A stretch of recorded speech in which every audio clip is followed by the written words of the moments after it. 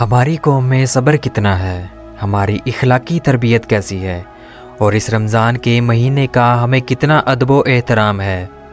یہ ہے اسلام آباد میں فیصل مسجد میں دی گئی افطاری کے مناظر، جس میں آپ لوگوں کا غیر اخلاقی طریقہ کار دیکھ سکتے ہیں۔ اور میرا سوال یہ ہے کہ ہم نے روزے سے کیا سیکھا؟ فیصل مسجد کی اس ویڈیو کو ذرا غور سے دیکھیں۔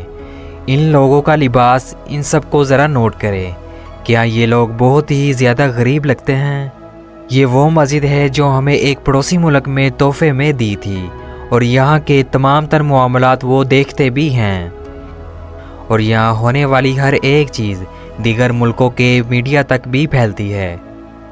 اور یہ ویڈیو جو ابھی پاکستان میں فیصل مسجد کی ہے، یہ عرب کے میڈیا پر بھی وائرل ہو جائے گی۔ اور آپ تھوڑی دیر کے لیے سوچیں کہ پاکستان جس کی 96% سے زیادہ آبادی مسلمان ہے، اس کا یہ حال ہے۔ افسوس، ہم لوگ اخلاقی طور پر اتنے گر چکے ہیں کہ ہمیں روزہ بھی یہ تربیت نہیں دے سکا کہ صبر کیا ہے۔ آپ سڑکوں پر جا کے دیکھ لیں، لوگ ایک دوسرے سے افطاری کے ٹائم کیسے جھینا جھپٹی کر رہے ہوتے ہیں۔ اس کے برعکس رمضان کا مہینہ ہمیں کیا درس دیتا ہے؟ یہ لوگ اس کھانے کے اوپر ایسے ٹوٹ رہے ہیں جیسے یہ کوئی شاہی کھانا ہو، اور جس کی قیمت ہزاروں میں ہو۔ یہ عادت صرف فیصل مسجد اسلام آباد تک محدود نہیں ہے، بلکہ کسی سیاسی جلسے، کسی دینی مجلس یا کسی شادی کے اندر بھی ایسی حرکات دیکھنے کو ملتی ہیں، جو کہ ہمارے لیے ایک شرم کی بات ہے۔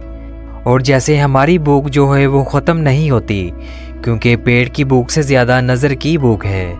اللہ تعالیٰ ہمارے اندر خودداری، شرم و حیا اور ضمیر کی جو ایک طاقت ہے، اسے بیدار کرنے کی توفیق دے، آمین۔ اور آپ بھی اپنی رائے کا اظہار کمنٹس میں ضرور کریں، ہمیں آپ کے کمنٹس کا انتظار رہے گا۔